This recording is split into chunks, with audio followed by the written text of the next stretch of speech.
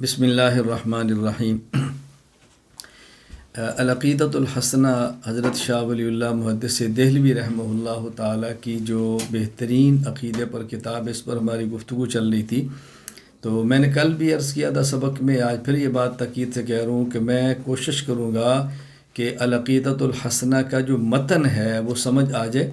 باقی اس میں جو تفصیلی مباحث ہیں عقائد کی، جہاں جہاں دلائل دینے ہیں، انشاءاللہ ہم تفصیل کے ساتھ الفلق الاکبر میں دلائل پر گفتگو کریں گے انشاءاللہ العزیز، تفصیل سے بات کریں گے۔ فی الحال آپ کتاب کا متن اچھی طرح ذہن نشین فرما لیں۔ عقیدہ نمبر 30، مرتکب کبیرہ کا حکم۔ ولا يخلد المسلم صاحب الكبیرۃ فی النار وہی التی قال اللہ تعالی ان تجتنبوا کبائر ما تنہون عنہ نکفر عنکم سیئاتکم، یعنی بالصلاۃ والکفارات۔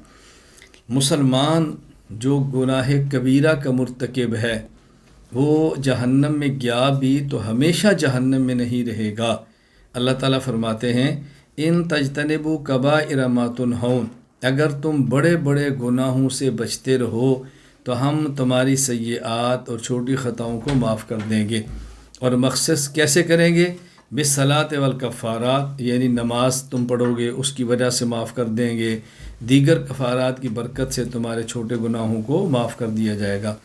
یہاں بات اچھی طرح سمجھ لیں، حضرت فرماتے ہیں لا یخلد المسلم صاحب الکبیرۃ فی النار، مسلمان اگر اپنے کبیرہ گناہ کی وجہ سے جہنم میں چلا گیا تو جہنم میں ہمیشہ نہیں رہے گا، جہنم میں ہمیشہ نہیں رہے گا، کیونکہ وہ لوگ جن کا عقیدہ یہ ہے کہ کبیرہ گناہ کرنے والا جہنم میں جائے گا اور ابداً جہنم میں رہے گا، حضرت شاہ صاحب رحمۃ اللہ علیہ اس کی تردید فرماتے ہوئے اہل سنت والجماعت کے عقیدہ کی وضاحت فرما رہے ہیں کہ دائمی جہنم میں نہیں رہے گا۔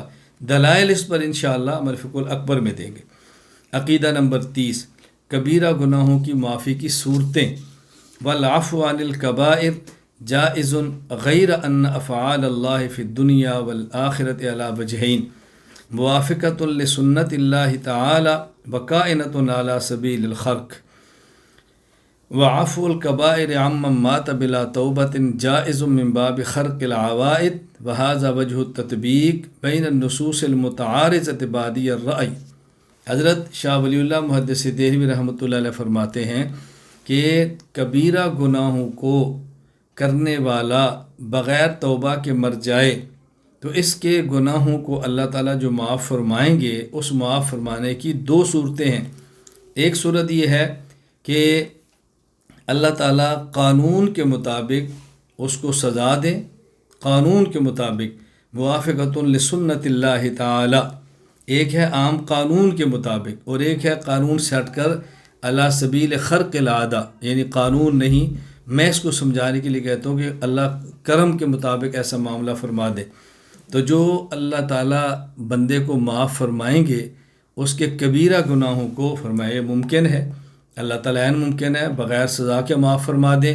معافی کی صورت کیا ہے؟ دو صورتیں ہیں۔ نمبر 1، موافقۃ لسنت اللہ تعالی، اللہ تعالیٰ عام قانون کے مطابق معاف فرما دیں، اللہ کی مرضی ہے۔ اور دوسری، کائنۃ علی سبیل الخرق، خرق عادت، قانون الہی سے ہٹ کر اللہ تعالیٰ کو معاف فرما دیں، یعنی اللہ تعالیٰ چاہیں تو بندے کو گناہوں کی وجہ سے جہنم میں بھیجیں اور پھر جہنم سے نکال کر جنت میں داخل فرما دیں، اور اللہ تعالیٰ چاہیں تو بغیر جہنم میں بھیجے انسان کو اپنے کرم سے ویسے ہی معاف فرما دیں۔ دونوں صورتیں ٹھیک ہیں۔ حضرت فرماتے ہیں وجہ تطبیق، ھذا وجہ تطبیق بین النصوص، یعنی قرآن کریم کی آیات دو قسم کی ہیں جن میں بظاہر تعارض ہے۔ بعض آیات سے معلوم ہوتا ہے کہ بندہ توبہ کرے تو پھر معافی ملتی ہے، اور بعض آیات میں ہے کہ بغیر توبہ کے معاف فرما دیتے ہیں۔ بظاہر ان دو آیاتوں میں تعارض ہے۔ دیکھیں سورۃ النساء آیت نمبر 48، ان اللہ لا یغفر ان یشرک بہ ویغفر ما دون ذلک لمن یشاء، اللہ تعالیٰ مشرک کو معاف نہیں فرمائیں گے اور مشرک کے علاوہ جس کو چاہیں معاف فرما دیں۔ اب یہاں سے معلوم ہوتا ہے کہ بندہ توبہ نہیں کرے گا اللہ تعالیٰ تب بھی معاف فرما دیں گے۔ اور دوسری آیت سورۃ النساء آیت نمبر 110، وَمَن يَعْمَلْ سُوءًا أَوْ يَظْلِمْ نَفْسَهُ ثُمَّ يَسْتَغْفِرِ اللَّهَ يَجِدِ اللَّهَ غَفُورًا رَحِيمًا۔ اگر کوئی بندہ برا عمل کرے، اپنی جان پہ ظلم کرے، پھر اللہ سے معافی مانگے تو اللہ غفور الرحیم پائے گا۔ اب اس آیت سے معلوم ہوتا ہے کہ معافی تب ہوگی جب انسان توبہ کرے۔ تو بظاہر قرآن کی دونوں آیتوں میں تعارض ہے، یعنی ایک آیت سے معلوم ہوتا ہے کہ توبہ نہ کرے تب بھی معاف فرمائیں گے، اور ایک آیت سے معلوم ہوتا ہے کہ توبہ کرے تو تب بھی معاف فرمائیں گے۔ تو حضرت شاہ صاحب فرماتے ہیں کہ جب انسان کبیرہ گناہ کرتا ہے، اللہ تعالیٰ کبیرہ گناہ کو معاف فرماتے ہیں تو معاف کرنے کی دو صورتیں ہیں۔ ایک ہے اللہ کا قانون کیا ہے کہ بندہ توبہ کرے اللہ تعالیٰ معاف فرما دیں گے۔ ایک قانون نہیں، علی سبیل خرق العادت، یعنی عام قانون سے ہٹ کر بندہ توبہ نہ کرے اللہ تعالیٰ بھی معاف فرما دے۔ اللہ تو معاف فرمانے پر قادر ہے، اللہ تعالیٰ معاف فرما دے۔ تو بندے کے کبیرہ گناہوں کو اللہ تعالیٰ معاف فرماتے ہیں۔ معاف فرمانے کی دو صورتیں ہیں، ایک صورت قانون کے مطابق ہے کہ بندہ توبہ کرے اور اللہ تعالیٰ معاف فرما دے، اور ایک قانون سے ہٹ کر اللہ کی شان کریمی ہے کہ بندہ توبہ نہ کرے اللہ تعالیٰ بھی معاف فرما دے، اللہ تعالیٰ کی مرضی ہے۔ تو یہ دو صورتیں ہیں۔ اس میں حضرت شاہ صاحب رحمۃ اللہ علیہ نے اپنے موقف کو جہاں بیان کیا ہے وہاں اہل باطل کا موقف کو رد بھی کیا ہے۔ کیوں؟ معتزلہ کا نظریہ ہے کہ مرتکب کبیرہ بغیر توبہ کے مر جائے تو اس کی بخشش نہیں ہوتی۔ فرماتے ہیں نہیں، اللہ تعالیٰ کی مشیت کے سپرد ہے، اللہ تعالیٰ چاہے تو معاف فرما دے اور چاہے تو جہنم میں داخل کریں، سزا دے، اور اس کے بعد اس کو اللہ تعالیٰ جنت کے اندر بھیج دے۔ دونوں صورتیں ممکن ہیں۔ عقیدہ نمبر 32، شفاعت کا بیان۔ والشفاعت حق لمن اذن له الرحمن، قیامت کے دن شفاعت برحق ہے ہر اس شخص کے لیے جس کو اللہ اجازت عطا فرمائے۔ تفصیلی گفتگو ہم شفاعت کے بارے میں الفقہ الاکبر میں کریں گے۔ شفاعت کون کرتا ہے؟ نابالغ بچہ فوت ہو گیا، مسلمان والدین کی شفاعت کرے گا، قرآن کریم شفاعت کرے گا، حفظ کرنے والے کی، روزہ شفاعت کرے گا، روزہ رکھنے والے کی، شہید شفاعت کرے گا 70 آدمیوں کی، ایک عالم شفاعت کرے گا اپنے متبعین کی، پیغمبر شفاعت کرے گا اپنی امت کے ہر فرد کی۔ تو شفاعت کی کئی اقسام ہیں جس پر تفصیلاً بات ہم الفقہ الاکبر میں کریں گے انشاءاللہ۔ وشفاعت رسول اللہ صلی اللہ علیہ وسلم لأہل الکبائر من امتی حق، رسول اکرم صلی اللہ علیہ وسلم کی سفارش اپنی امت کے کبیرہ اور بڑے گناہوں کے کرنے والوں کے لیے ثابت ہے اور برحق ہے۔ وہ مشفعون، رسول اکرم صلی اللہ علیہ وسلم شفاعت فرمائیں گے اور اللہ تعالیٰ رسول اکرم صلی اللہ علیہ وسلم کی شفاعت کو قبول فرمائیں گے۔ رسول اکرم صلی اللہ علیہ وسلم جو قیامت کے دن شفاعت فرمائیں گے اس شفاعت کی بھی کئی اقسام ہیں۔ ایک آپ کی شفاعت یہ ہے کہ آپ کی سفارش سے امت کا حساب شروع ہوگا، پوری انسانیت کا حساب شروع ہوگا، ایک شفاعت۔ اور ایک شفاعت یہ ہے کہ جو مرتکب کبیرہ ہیں آپ کی شفاعت سے وہ جہنم میں نہیں جائیں گے بلکہ جنت میں چلے جائیں گے۔ اور ایک شفاعت کی صورت یہ ہے کہ اہل جنت کے درجات جو کم ہیں اللہ ان کو بڑے درجات عطا فرمائیں گے۔ تو آپ کی سفارش کی کئی قسمیں ہیں، تو وہ ہم اس کے قائل ہیں کہ سفارش قیامت کے دن ہوگی۔ وحیث وقع نفی الشفاعت فالمراد منها الشفاعت التي تكون بغیر اذن اللہ تعالی ورضائہ۔ یہاں حضرت شاہ صاحب فرماتے ہیں کہ جہاں قرآن کریم میں شفاعت کی نفی ہے، فما تنفعهم شفاعت الشافعین، کہ ان کو کسی کی شفاعت فائدہ نہیں دے گی، اس سفارش سے مراد وہ سفارش ہے جو اللہ کے حکم، اللہ کی اجازت، اللہ کی رضا کے بغیر ہو، یعنی جہاں اللہ اجازت دیں گے وہ شفاعت قبول ہوگی، اور جہاں اللہ شفاعت کی اجازت نہیں دیں گے، واقعی اس نے شفاعت کرنی ہی نہیں ہے تو شفاعت قبول کیسی ہوگی؟ ممکن ہی نہیں۔ تو یہاں قیامت کے دن شفاعت کا عقیدہ حضرت شاہ صاحب نے بڑی تفصیل کے ساتھ بیان فرمایا ہے۔ یہاں ایک بات ذہن نشین فرما لیں، یہ میرا ذوق ہے، میرے ذوق کا کوئی دوسرا بندہ پابند نہیں ہے، اور میں کسی دوسرے کے ذوق کا پابند نہیں ہوں۔ میں اکثر گزارش کیا کرتا ہوں کہ جب ہمارے ذوق کا اور ہمارے مزاج کا کوئی دوسرا پابند نہیں ہے تو پھر ہم بھی کسی کے ذوق اور مزاج کے پابند نہیں ہے۔ ذوق اپنا اپنا ہوتا ہے، اپنے ذوق اور اپنے مزاج کو دوسروں پر مسلط نہیں کیا جاتا۔ ہاں یہ بات الگ ہے اگر کوئی شاگرد اپنے استاذ کے ذوق کو لے گا، مرید اپنے شیخ کے ذوق کو لے گا، بیٹا اپنے باپ کے ذوق کو لے گا اور وہ ذوق اچھا ہے، شریعت کے مطابق ہے، تو اس سے چھوٹوں کا نفع بہت ہوتا ہے، اس کا خیال کرنا چاہیے۔ لیکن جب دو بڑے ہیں ان میں سے ہر ایک کا ذوق اپنا ہے، ہم کسی ایک کے ذوق کی بنیاد پر دوسرے کے ذوق کی تردید نہیں کر سکتے۔ ایک میرے شیخ ہیں، ان کا اپنا ذوق ہے، کسی عالم کے شیخ ہیں، ان کا اپنا ذوق ہے، تو میں اپنے شیخ کے ذوق کو کسی دوسرے پر مسلط کیسے کر سکتا ہوں؟ تو جب میں نہیں کر سکتا، کوئی دوسرا اپنے شیخ کے ذوق کو ہمارے اوپر مسلط کیوں کر سکتا ہے؟ ذوق کا اختلاف الگ چیز ہے، نظریے کے اختلاف الگ چیز ہے، مسائل کے اختلاف الگ چیز ہے، اس کو سمجھیں ورنہ اعتدال کے راستے سے ہٹ جائیں گے۔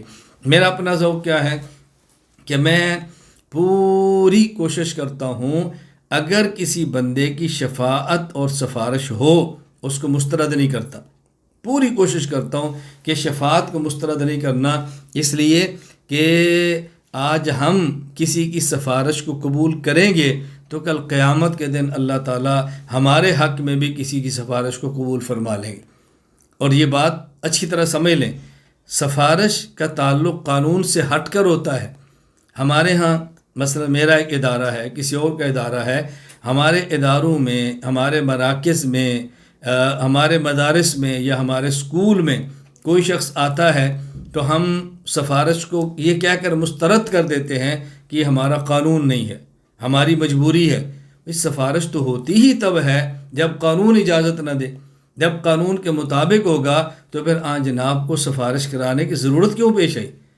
شفاعت اس لیے کرا رہا ہے کہ قانون سے ہٹ کر ہے، پھر اپنے قانون کو دکھا کر سفارش کو مسترد کرنا یہ ایسے ہی ہے کہ جیسے قیامت کے دن اگر کوئی حافظ، کوئی عالم، کوئی نیک شخص کسی بد کردار کی شفاعت کرے اور اللہ یہ فرما دے کہ میرا قانون یہ ہے کہ ہم مجرم کو سزا دیتے ہیں، تو کیا کر لیں گے؟ شفاعت تو ہوتی ہی وہاں پر ہے جو قانون سے ہٹ کر ہو۔ اس کو اچھی طرح ذہن نشین فرما لیں۔ میرے نحمیر اور شرح میں تعامل کے استاذ تھے مولانا محمد اسلم شیخو پوری صاحب رحمۃ اللہ علیہ، شہید ہو گئے ہیں، دنیا سے چلے گئے، اللہ ان کے درجات بلند فرمائے۔ وہ کراچی میں تھے، اب ظاہر کافی سال عرصہ گزر گیا، میں مولوی بھی بن گیا، اپنے کام کے اندر بھی لگ گیا، تو ایک ہمارے ہاں سرگودا کے عالم تھے، وہ تخصص کے لیے جا رہے تھے، تو جس ادارے میں حضرت تھے انہوں نے کہا اس کا امتحان حضرت کے پاس ہے تو آپ حضرت کو فون کریں۔ تو میں نے حضرت شیخ پوری صاحب رحمۃ اللہ علیہ کو فون کیا، تو میں نے کہا استاد جی یہ آپ کے پاس مولوی صاحب آئے ہیں، آپ کے طالب علم ہیں، تو آپ ان کے لیے کوئی گنجائش نکال لیں۔ تو مجھے استاد جی نے اپنے ذوق میں فرمایا مولوی صاحب دیکھو ہمارے یہاں قانون ہے، اگر اس کے مطابق ہوگا تو ٹھیک ہے۔ میں نے کہا استاد جی آپ کے قانون پر پورا اترتا تو وہ مسکین مجھ سے سفارش کیوں کراتا؟ مجھ لیے سفارش اسی لیے کرا رہا ہے نا کہ آپ کے قانون پہ نہیں اترتا ہوگا، ٹھیک ہے بھیج دو۔ خیر وہ چلا گیا اور اس کا داخلہ بھی ہو گیا۔ میرے ساتھ یعنی ایک مرتبہ واقعہ پیش آیا، مجھے ایک طالب علم نے کہا جی میں دارالعلوم کراچی آیا ہوں اور ہمارا فلاں استاذ پاس امتحان ہے، آپ ان کو سفارش کر لیں تو مجھے داخلہ مل جائے گا۔ میں نے کہا آپ ان کا مجھے نمبر دو، میں ان کو جانتا نہیں ہوں، لیکن آپ نے کہا تو میں کر دوں گا۔ مجھے اسے نمبر دیا، میں ان کو اپنا نام لے کے میسج کیا، خیر میں نے کال کی تو انہوں نے میرا فون سن لیا۔ تو میں نے کہا جی میں مولانا محمد الیاس گھمن سرگودا سے بات کر رہا ہوں، تعارف کرتے وقت بات پوری کہنی چاہیے، یہ کوئی تواضع کے خلاف نہیں ہوتا۔ میں نے کہا جی میں مولانا محمد الیاس گھمن سرگودا سے بات کر رہا ہوں، یہ طالب علم آپ کے پاس ہے، اس نے امتحان دیا، اگر کوئی صورت نکلے تو آپ اس کو داخلہ دے لیں۔ فرمایا ٹھیک ہے، خیر آیا تو اس کا داخلہ ہو گیا۔ تو میں نے کہا دیکھیں آپ کا داخلہ بھی ہو گیا۔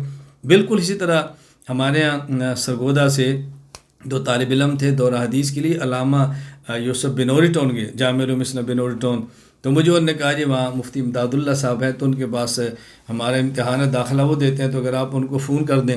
میں نے کہا بھی حضرت میرے تعلق تو سب علماء دیوبند سچے ہیں، براہ راست کبھی رابطہ ہوتا ہے کبھی نہیں ہوتا، میری براہ راست ان سے ملاقاتیں شاید نہیں ہیں، رابطہ کم ہے، خیر مجھے فون دو۔ انہوں نے فون دیا، میں نے فون کیا، اللہ خوش رکھو نے فون اٹھا لیا۔ تو میں نے کہا جی میں مولانا محمد الیاس گھمن سرگودا سے بات کر رہا ہوں، یہ دو طالب میرے شہر کے ہیں دورہ حدیث میں، اگر آپ ان کو داخلہ دیں گے تو مجھے بہت خوشی ہوگی، اور میں بھیج دو۔ ان کو داخلہ مل گیا۔ اب میں یہ بات دیکھ رہا ہوں کہ جب میری کسی نے بات مانی ہے اور مجھ سے بڑوں نے مانی ہے، مجھے کتنی خوشی ہوئی ہے، تو جب میں کسی کی بات مانوں گا کسی کی کتنی خوشی ہوگی۔ میں اس پر زور اس لیے دے رہا ہوں کہ آپ حضرات علماء ہیں، آپ میں سے کوئی مدرس ہوگا، کوئی محتمم ہوگا، کوئی کسی مدرسے کا ذمہ دار ہوگا، کوئی نہیں ہے تو کل کو بن جائے گا۔ اللہ کے لیے میری اس درخواست پر آپ توجہ دیں، اگر آپ کے پاس کوئی طالب علم آئے اور کسی سفارش کو لے کر آئے تو کوشش کریں اور سفارش مسترد نہ ہو۔ آج ہماری ضرورت پڑی ہے اور کل کو ہمیں ضرورت پڑ جائے گی، یہ ذہن میں رکھیں، آج ہم کسی کا خیال کریں گے تو کل قیامت کو اللہ تعالی ہمیں کسی کی سفارش کی بنیاد پہ ہمارا کام فرما دیں گے۔ تو شفاعت کو کبھی مسترد نہیں کرنا، اس کا ہمیشہ ذوق بنائیں۔ حضرت شیخ الاسلام سید شیخ العرب والعجم سید حسین احمد مدنی رحمہ اللہ تعالی، حضرت کا ذوق تو تھا، کوئی شخص بھی آپ کے پاس آتا اور کہتا حضرت میری سفارش کر دو، حضرت فوراً خط لکھتے تھے شفاعت کا، کیوں کہتے حضرت وہ بندہ تو پتہ نہیں آپ کی بات مانے گا۔ فرمایا بھی میرے ذمہ سفارش ہے، میں نے لکھ دی ہے، میرے ذمہ منوانا تو نہیں ہے نا، جو میری ذمہ داری ہے میں نے پوری کی ہے۔ اب دیکھو میں نے سفارش کر دی ہے، اس کا کام ہو گیا تو بہت خوشی کی بات ہے، اگر اس کا نہ بھی ہوا تو اس کا دل نہیں ٹوٹے گا، بندہ تو خوش ہو جائے میری سفارش کر دی ہے، چلو اس کا دل تو رہ جائے گا۔ اس کا ہمیشہ خیال رکھیں۔ اللہ تعالیٰ ہمیں ان باتوں کو سمجھنے کی توفیق عطا فرمائے۔ چھوٹوں کو نظر انداز کبھی نہ کریں، اپنے سے چھوٹوں کو نظر انداز کبھی نہ کریں، بہت خیال کریں۔ وہ بڑی امیدیں لے کر سفارش کراتے ہیں، بڑی امید لے کر کسی کام کا تقاضا رکھتے ہیں۔ آج اللہ پاک نے تھوڑی سی حیثیت دے دی آپ کو، تو کل کو شاید کسی موقع پر پھر آپ کو بھی احتیاج پڑ جائے تو کیا کریں گے؟ اللہ ہمیں بات سمجھنے کی توفیق عطا فرمائے۔ عقیدہ نمبر 33، ثواب و عذاب قبر اور سوالات منکر نکیر۔ وعذاب القبر للفاسق وتنعیمہ للمؤمن حق وسؤال المنکر والنکیر حق۔ قبر کا عذاب فاسق کے لیے اور قبر کی نعمتیں مومن کے لیے، فرمایا یہ برحق ہے، یہ برحق ہے۔ منکر اور نکیر کا قبر میں سوال کرنا یہ بھی برحق ہے۔ یہاں ذرا بات سمجھ لیں بہت اچھی طرح۔ پہلی بات حضرت فرماتے ہیں وعذاب القبر للفاسق وتنعیمہ للمؤمن حق، یا فاسق کو مومن کے مقابلے میں لائے ہیں۔ فاسق کو مومن کے مقابلے میں، مومن کے مقابلے میں کافر ہوتا ہے، فاسق نہیں ہوتا، اور فاسق کے مقابلے میں مومن نہیں ہوتا بلکہ صالح ہوتا ہے۔ تو یہ حضرت فرماتے ہیں عذاب القبر للفاسق، اس سے معلوم ہوتا ہے کہ یا تو فاسق سے مراد کافر ہے، کافر کو عذاب ہوگا، کافر کو، چونکہ کافر بھی فاسق ہوتا ہے اور بڑے درجے کا فاسق ہوتا ہے، مومن فاسق ہوتا ہے تو چھوٹے درجے کا فاسق ہوتا ہے۔ ایک فسق ہوتا ہے اعمال میں اور ایک فسق ہوتا ہے عقائد میں۔ تو فرماتے ہیں قبر کا عذاب یہ فاسق کے لیے، اس سے مراد کافر ہے۔ دلیل اس کی وتنعیمہ للمؤمن، کہ اس کے مقابل میں مومن کا ذکر کیے۔ آپ علماء جانتے ہیں ہمارا ضابطہ ہے کہ تعرف الاشیاء بازدادها، کسی بھی چیز کو پہچاننا ہو تو اس کے مقابل کو دیکھتے ہیں تو چیز سمجھ آ جاتی ہے۔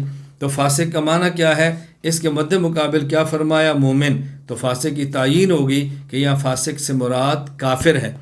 اصل قبر کا عذاب ہے ہی کافر کے لیے، یہ ذہن نشین فرما لیں، اصل عذاب ہے ہی کافر کے لیے، تو یہاں فاسق سے مراد کافر ہے۔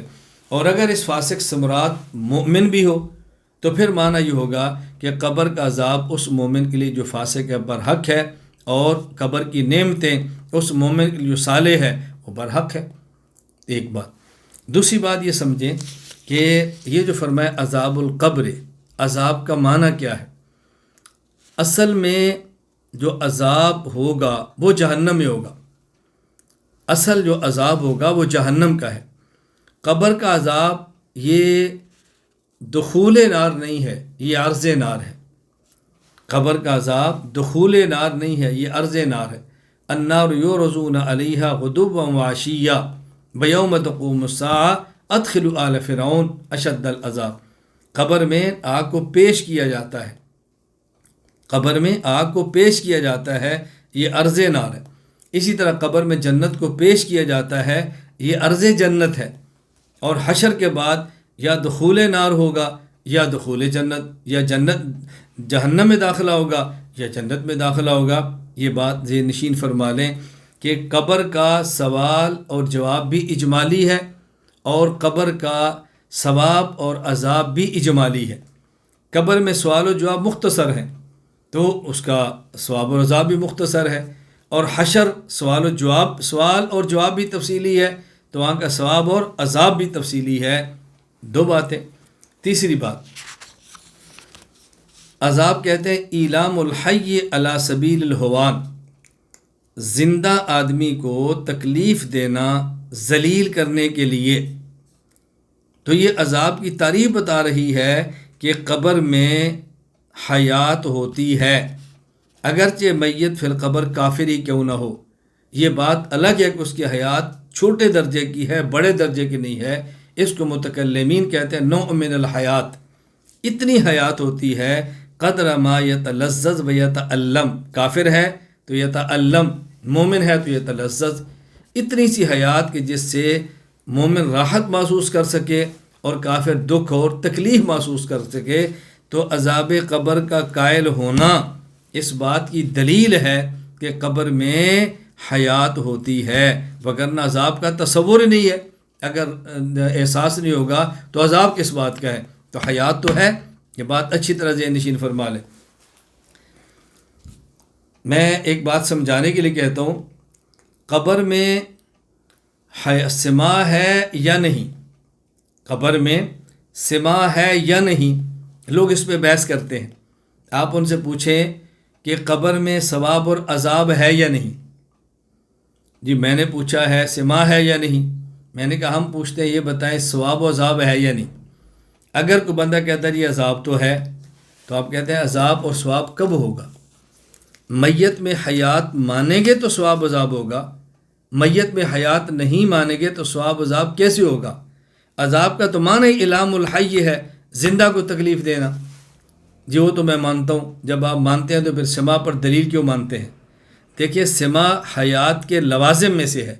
اذا ثبت الشیء ثبت بلوازمہ. جب کوئی چیز ثابت ہوتی ہے اس کے لوازم بھی ثابت ہوتے ہیں. تو اگر کوئی شخص حیات کو مان کر سما کو نہیں مانتا تو دلیل اس کے ذمہ ہے، اور جو حیات کو مانتا ہے اور سما کو مانتا ہے اس کے ذمہ دلیل نہیں ہے. دلیل اس کے ذمہ ہوتی ہے جو مدعی ہو، اور مدعی وہ ہوتا ہے جو خلاف اصل کی بات کرے. اصل کے مطابق بات کرنے والے کو مدعی نہیں کہتے. میں کہ بات لمبی ہو جائے گی، میں بڑی مختصر سی بات کر. دیکھو ایک شخص کا نام ہے عبداللہ، وہ کہتا ہے یہ مکان میرا ہے. ایک شخص اور اس کا نام ہے مثلا عبد الرحمن، وہ کہتا ہے یہ مکان میرا ہے. اب عبداللہ اس مکان کے اندر رہتا ہے، بچے وہاں پر ہیں، والدین وہاں پر ہیں، 10 سال سے رہ رہا ہے. یہ جو عبد الرحمن کا مکان میرا ہے، اب بتاؤ دلیل کون پیش کرے گا؟ بھائی میرے بچے ہیں، میرے گھر والے ہیں، میرے ماں باپ ہیں، میں 10 سال سے رہ رہا ہوں، محلے والے اس کو دیکھ رہے ہیں. اس کو تو دلیل نہیں پیش کرنی پڑے گی نا. دلیل اس کو پیش کرنے پڑے گی جس کو اس مکان میں کبھی دیکھا ہی نہیں اور اب یہ مکان کا دعویٰ کر رہا ہے. تو جو اصل کے مطابق چلتا ہے دلیل اس کے ذمہ نہیں ہے. جس نے خلاف اصل کا دعویٰ کیا ہے دلیل اس کے ذمہ ہے. میں مزید بات سمجھاتا ہوں. ایک شخص کہتا ہے کہ جی سورج ہے لیکن روشنی نہیں ہے. ایک کہتا ہے سورج بھی ہے تو روشنی بھی ہے. اب روشنی پر دلیل کس نے دینی ہے؟ جو کہتا ہے سورج روشنی ہے کیونکہ سورج موجود ہے اس نے دلیل نہیں دینی. روشنی تو سورج کو لازم ہے، جب سورج ہوتا ہے تو روشنی ہوتی ہے. بھائی تو کہتا ہے سورج ہے لیکن روشنی نہیں، وجہ وہ وجہ پیش کرے گا کہ جی بادل ہے، وجہ پیش کرے گا جی دھند ہے، وجہ پیش کرے گا جی پورے جنگل میں آگ لگی ہے تو دھواں ہے. تو جو سورج کو مان کر روشنی مانتا ہے اس نے دلیل نہیں دینی. جو سورج کو مان کر روشنی نہیں مانتا دلیل اس نے دینی ہے. جس نے قبر کے عذاب کو مان لیا ہے اس نے حیات کو مان لیا ہے. جس نے حیات کو مان لیا ہے اس نے سما کی دلیل نہیں دینی. دلیل وہ دے گا جو سما کو نہیں مان رہا. بات کرنا سیکھیں اور بات سمجھیں تاکہ آپ کو الجھن کبھی پیدا نہ ہو. اللہ ہمیں بات سمجھنے کی توفیق عطا فرمائے. منکر اور نکیر کا قبر کے اندر سوال کرنا برحق ہے. یہ منکر اور نکیر سوال کس سے کریں گے؟ جو میت ہے اس میں حیات بھی نہیں ہے، جو میت ہے اس میں سما بھی نہیں ہے، تو سوال کیسے ہو رہا ہے؟ منکر اور نکیر کا قبر میں میت سے سوال کرنا اور پھر میت کا جواب دینا اس بات کی دلیل ہے کہ میت میں حیات بھی ہے، میت میں سما بھی ہے، تبھی تو جواب دے رہا ہے. اگر حیات بھی نہیں سما بھی نہیں تو سوال کس بات کا اور جواب کس بات کا؟ یہ بات سمجھیں. یہ کوئی ایسا انوکھا مسئلہ نہیں کہ جو سمجھانا مشکل ہو جائے، بس ہلکی سی انسان کے اندر فہم اور عقل ہونی چاہیے. غیر مقلد ایک پروفیسر ہے، پروفیسر طالب الرحمان. اس نے کتاب لکھی ہے آئیے عقیدہ سیکھیے، سوال جواب کے انداز میں. اس میں ایک سوال کرتا ہے کیا مردہ سنتا ہے؟ پھر جواب، وہ مردہ ہی کیا جو سنے۔ پھر سوال کیا، کیا مردہ کچھ سنتا بھی ہے؟ کہتے جی ہاں، جب میت کو دفن کر کے جاتے ہیں اس وقت ان کے جوتوں کی آواز سنتا ہے۔ اب دیکھیں، عقل دیکھیں۔ اچھا، پھر سوال، کیا مردہ بولتا ہے؟ جواب، وہ مردہ ہی کیا جو بولے۔ پھر سوال، کیا مردہ کچھ بولتا بھی ہے؟ کہا جی ہاں، جب قبر میں عذاب ہوتا ہے تو چیختا ہے۔ میں نے کہا بول نہیں سکتا، چیخ لیتا ہے۔ اب یہ عقل دیکھیں۔ اور جب میں ان پر میٹھی سی تنقید کرتا ہوں تو پھر چیختے ہیں کہ ہمارے بارے میں سخت بہت ہے۔ میں نے کہا جوتے کھانے ہیں اس کی آواز بھی سنتے ہیں یہ، اور کھا کر چیخنا ہے تو وہ بھی مانتے ہیں، باقی نہ سننا مانتے ہیں، قرآن نہیں وہ نہیں سنتا، سلام کیا تو وہ نہیں سنتا، کوئی اور بات کہہ دی تو وہ نہیں سنتا۔ اچھا، یہ اچھی اچھی باتیں سننے کے قائل نہیں ہیں اور جوتوں کے سننے کے قائل ہیں، یعنی جو لگنے ہیں وہ بھی مانتے ہیں اور اس کے بعد جو چیخنا ہے وہ بھی مانتے ہیں۔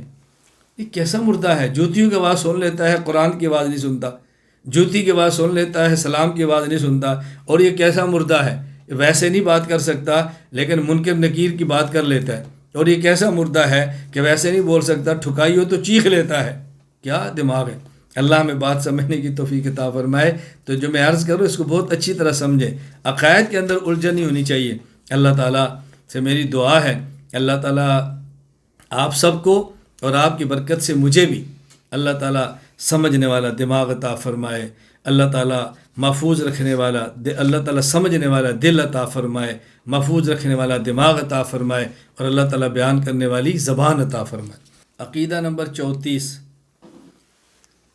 وَبِعْثَةُ الرُّسُلِ إِلَى الْخَلْقِ حَقٌّ وَتَكْلِيفُ اللَّهِ عِبَادَهُ بِالْأَمْرِ وَالنَّهْيِ عَلَى أَلْسِنَةِ الرُّسُلِ حَقٌّ وَهُمْ مُتَمَيِّزُونَ بِأُمُورٍ لَا يُوجَدُ فِي غَيْرِهِمْ عَلَى سَبِيلِ الْاجْتِمَاعِ تَدُلُّ عَلَى كَوْنِهِمْ نَبِيًّا مِنْهَا خَرْقُ الْعَوَائِدِ لَهُمْ وَمِنْهَا سَلَامَةُ فِطْرَتِهِمْ وَكَمَالُ أَخْلَاقِهِمْ وغیرُ ذَلِكَ۔ بعثت رسل اور ان کے امتیازات۔ رسولوں کو مخلوق کی طرف بھیجنا برحق ہے، یعنی اللہ تعالیٰ نے رسولوں کو مخلوق کی طرف بھیجا، یہ ہمارا عقیدہ ہے کہ تمام انبیاء برحق ہیں۔ بتکلیف اللہ عبادہ بالامر والنہی علی السنۃ الرسل حق، اور اللہ تعالیٰ نے اپنے بندوں کو اپنے رسولوں کے ذریعے مکلف بنایا امر اور نہی کا، کہ یہ کام تم نے کرنا ہے، یہ نہیں کرنا، یہ بات کہنی ہے، یہ نہیں کہنی، یہ برحق ہے۔ وَهُمْ مُتَمَيِّزُونَ بِأُمُورٍ لَا يُوجَدُ فِي غَيْرِهِمْ عَلَى سَبِيلِ الْاجْتِمَاعِ۔ رسل اور انبیاء علیہم السلام یہ عام لوگوں سے ممتاز ہیں چند ایسے امور کی وجہ سے کہ جو سب کے سب امتی میں جمع نہیں ہوتے۔ تدل علی کون نبیہ، اور یہی امور اس بات کی دلیل ہوتے ہیں کہ یہ شخص نبی ہے اور دوسرا شخص نبی نہیں ہے۔ ان میں حضرت نے یہاں 3 ذکر کیے ہیں، وغیرہ ذالک باقی کا اشارہ فرما دیا۔ خرق العوائد لہم، نمبر 1 پیغمبر کے معجزات۔ نبی سے کچھ ایسی چیزیں صادر ہوتی ہیں جو عام عادت سے ہٹ کر ہوتی ہیں، عام عادت سے بالکل ہٹ کر ہے۔ معجزات، معجزہ ایسی چیز کا نام ہے جو خرق عادت ہے۔ نبی سے ایسی چیزیں صادر ہوتی ہیں، موسیٰ علیہ السلام کا عصا ہے، حضرت عیسیٰ علیہ السلام کا پھونک مارنا ہے، مردوں کو زندہ کرنا ہے۔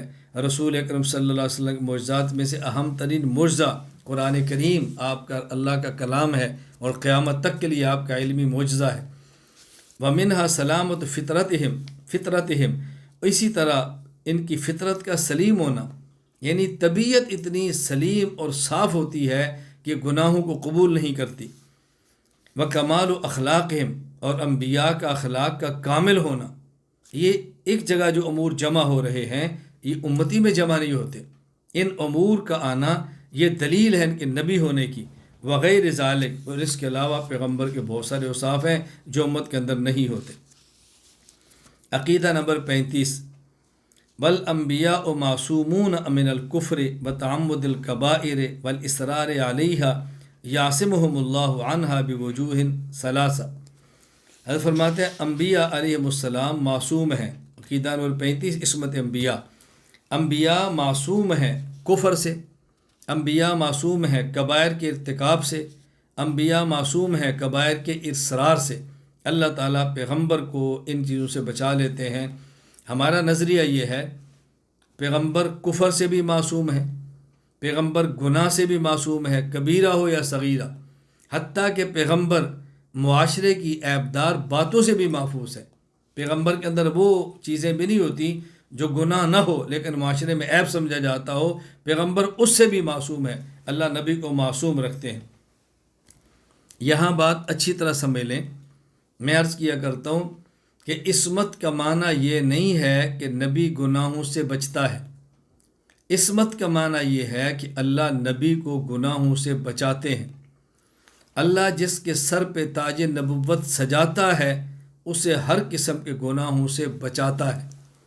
اگر نبی گناہ کر لے، اعتراض نبی پہ نہیں ہوگا بلکہ اعتراض اللہ پہ ہوگا۔ اللہ نے نبوت کے لیے ایسے شخص کا انتخاب کیا کہ جو گناہ کر رہا ہے، اس لیے کہ نبوت یہ انتخاب خداوندی کا نام ہے۔ نبی یہ اللہ کا انتخاب ہے، تو اللہ کا انتخاب غلط ہو جائے گا اگر پیغمبر گناہ کر لے تو۔ اس لیے اللہ تعالیٰ نبی کو گناہوں سے بچاتا ہے۔ میں یہ نہیں کہہ رہا کہ معصوم کا معنی کہ نبی بچتا ہے، معصوم کا معنی اللہ نبی کو بچاتے ہیں۔ دیکھیں معصوم یہ اسم مفعول ہے جس کا معنی بچایا ہوا، بچایا ہوا، تو یہ نہیں کہ نبی بچتا ہے بلکہ اللہ نبی کو بچاتے ہیں۔ جب بچاتے ہیں تو نبی بچتا بھی ہے۔ ہم یہ نہیں کہتے کہ نبی گناہ کی کوشش کرتا ہے لیکن اللہ بچا لیتے ہیں، ہرگز ایسا نہیں ہے، لیکن اللہ تعالیٰ اپنے پیغمبر کو گناہوں سے بچاتے ہیں۔ یہ انتخاب خداوندی ہے۔ میں بات ایک سمجھانے کے لیے عرض کیا کرتا ہوں کہ رسول اکرم صلی اللہ علیہ وسلم کی 11 ازواج مطہرات ہیں جو آپ کے نکاح میں آئی ہیں۔ بیک وقت آپ کے نکاح میں 9 بیویاں رہی ہیں اور 4 آپ صلی اللہ علیہ وسلم کی بیٹیاں ہیں۔ حدیث پاک ہے کہ رسول اکرم صلی اللہ علیہ وسلم فرمایا کہ ما تزوجت، حضور ارشاد فرماتے ہیں ما تزوجت بنساء وما زوجت، میں نے کسی عورت سے نہ نکاح کیا ہے اور نہ کسی کو نکاح کر کے اپنی بیٹی دی ہے، الا بوحی جاء بہ جبرائیل علیہ السلام، یہ سب وحی کے ساتھ ہوئے۔ اس کا معنی پیغمبر کی ازواج بھی انتخاب خدا ہے۔ میں بڑی شارٹ سی بات مختصر کر رہا ہوں۔ پیغمبر کی بیویوں میں سے ایک بیوی ام المومنین ام عائشہ رضی اللہ تعالی عنہا ہیں، جن پر الزام منافقین مدینہ نے بہت گھٹیا قسم کا لگایا۔ رسول اکرم صلی اللہ علیہ وسلم نے حضرت عائشہ رضی اللہ تعالی عنہ کی صفائی نہیں دی۔ آپ صفائی نہیں دے رہے۔ دیکھو اللہ کے پیغمبر صفائی دیتے اگر عائشہ انتخاب اللہ کے نبی کا ہوتی۔ حضور صفائی نہیں دے رہے۔ حضرت عائشہ کی صفائی میں اللہ نے قرآن اتارا ہے 2 رکوع سورۃ النور کے۔ کیوں؟ اگر انتخاب عائشہ مصطفیٰ کا ہوتی تو صفائی مصطفیٰ دیتے، عائشہ انتخاب خدا کا تھی تو صفائی بھی خدا نے دی ہے۔ یہ اچھی طرح ذہن نشین فرما لیں۔ میں اس لیے کہہ رہا ہوں عصمت کے مسئلے کو سمجھیں تاکہ کبھی بھی الجھن کے اندر مبتلا نہیں رہنا۔ حضرت فرماتا ہے کہ اللہ تعالیٰ نبی کو بچاتا ہے ہر قسم کے گناہ سے اور کفر سے۔ اس کی 3 وجوہ حضرت نے ارشاد فرمائی ہیں۔ نمبر 1، ان یخلقہم فی سلامت الفطرت و کمال اعتدال الاخلاق فلا یرغبون فی المعاصی بل یکونون متنفرین عنہا۔ اللہ تعالیٰ پیغمبر کو ایسی طبیعت سلیمہ عطا فرماتا ہے، ایسا اخلاق کا کمال اعتدال عطا فرماتا ہے کہ پیغمبر گناہوں سے نفرت کرتا ہے اور نبی گناہ کی طرف معمولی درجے کا راغب ہی نہیں ہوتا۔ اللہ طبیعت ہی ایسی عطا فرما دیتے ہیں کہ نبی گناہ کی طرف راغب نہیں ہوتا۔ میں حصی اعتبار سے اس کی مثال دیتا ہوں بات سمجھنے کے لیے کہ بسا اوقات بعض بندوں کے مزاج میں نفاست اتنی ہوتی ہے کہ ان کو ہلکی سی بو سے بھی قے ہو جاتی ہے، وہ بو کے قریب بھی نہیں جاتے، ان کی طبیعت ایسی ہوتی ہے، فطرت ایسی ہوتی ہے۔ اسی طرح پیغمبر کی فطرت اللہ ایسی بناتے ہیں کہ پیغمبر گناہوں کی طرف راغب بھی نہیں ہوتا، نفرت ہوتی ہے پیغمبر پاک کو گناہوں سے۔ دوسری وجہ ان یوحى الیہم ان المعاصی یعاقب علیہا والطاعات یصاب علیہا فیکون ذلک رداء عن المعاصی، پیغمبر پر وحی آتی ہے کہ گناہ پر سزا ملتی ہے اور نیکی پر اللہ تعالیٰ اچھا بدلہ عطا فرماتے ہیں۔ تو یہ پیغمبر پر وحی آتی ہے تو یہی وحی آنا پیغمبر کو ان تمام چیزوں سے روک کے رکھ دیتا ہے کہ جب نبی دوسروں کو یہ بات سمجھا رہا ہے تو خود پیغمبر اس کے خلاف کیسے کر سکتا ہے؟ نمبر 3، ان یحول اللہ بین و بین المعاصی باحداث لطیفۃ غیبیۃ کظہور صورت یعقوب علیہ السلام حاضن علی اصبعہ فی قصۃ یوسف علیہ السلام۔ حضرت فرماتے ہیں اور تیسری وجہ کہ اللہ تعالیٰ کوئی لطیفہ غیبی ایسا ظاہر فرما دیتے ہیں کہ جو پیغمبر کو گناہوں سے روک دیتا ہے۔ غیبی لطیفہ، غیبی اشارہ کوئی ایسا پیش فرماتے ہیں، جس طرح حضرت یوسف علیہ السلام جب عزیز مصر کے محل میں تھے، زلیخا گناہ کی دعوت دے رہی تھی، یوسف علیہ السلام نے گناہ نہیں کیا، آپ کی سلامت طبیعت بھی تھی، گناہوں سے آپ کو نفرت بھی تھی، اللہ پاک کی طرف سے حفاظت کے انتظامات بھی تھے، لیکن حضرت فرماتے ہیں اس میں ایسا ہوا کہ حضرت یعقوب علیہ السلام کی شکل ظاہر ہو گئی کہ جنہوں نے اپنی انگلی کو اپنے دانتوں کے اندر یوں لیا ہوا تھا، جیسے آدمی کو افسوس کے انداز میں نہیں کہتا، تو یوسف علیہ السلام سامنے وہ لطیفہ غیبی آ گیا جو ظاہری سبب ہوا گناہ سے رکنے کا۔ اصل تو حفاظت اللہ تعالیٰ فرماتے ہیں نا، کوئی ظاہری ایسا سبب اللہ پیدا فرما دیتے ہیں۔ میں اس کی مثال دیتا ہوں بات سمجھانے کے لیے کہ دیکھیں، آپ گاڑی پر ہیں، گاڑی چلا رہے ہیں اور گاڑی کا حادثہ نہیں ہوتا، حادثے سے بچ جاتا ہے۔ کیوں؟ اس لیے کہ آپ گاڑی پیچھے کرنے لگتے ہیں تو اچانک بندہ ایسے گاڑی دبا دیتا ہے، اوہ پیچھے دیکھو کوئی چیز آ گئی، اب اللہ نے بچا لیا نا، اور بچانے کے ظاہری سبب کیا ہوا؟ اچانک بندے نے گاڑی دبائی۔ آپ کیا کہتے ہیں؟ یار وہ اچانک بندہ آ گیا، اس نے یوں گاڑی کو نہ کرتا نا تو آج میرا کام ہو جانا تھا، گاڑی کھائی میں گر جانی تھی، گاڑی فلاں پہ چڑھ جانی تھی، بڑے نقصان سے اللہ نے بچا لیا ہے، اور دیکھو بچانے کا اللہ کے سبب نے فلاں بنا دی۔ اسی طرح فرماتے ہیں کبھی اللہ تعالیٰ یوں لطیفہ غیبیہ پیدا فرماتے ہیں جو نبی کی حفاظت کا ذریعہ بن جاتا ہے۔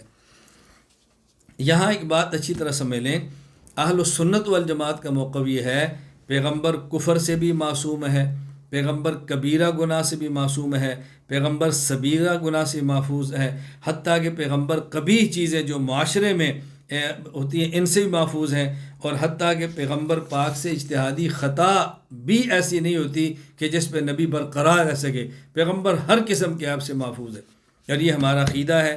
امام اعظم ابو حنیفہ رحمۃ اللہ، نعمان بن ثابت رحمہ اللہ وفات 150 ہجری، الفقہ الاکبر فرماتے ہیں والانبیاء علیہم السلام کلہم منزہون عن الصغائر والکبائر والکفر والقبائح، تمام انبیاء علیہ السلام صغیرہ کبیرہ گناہوں اور کفر اور بیہودہ کاموں سے پاک ہوتے ہیں۔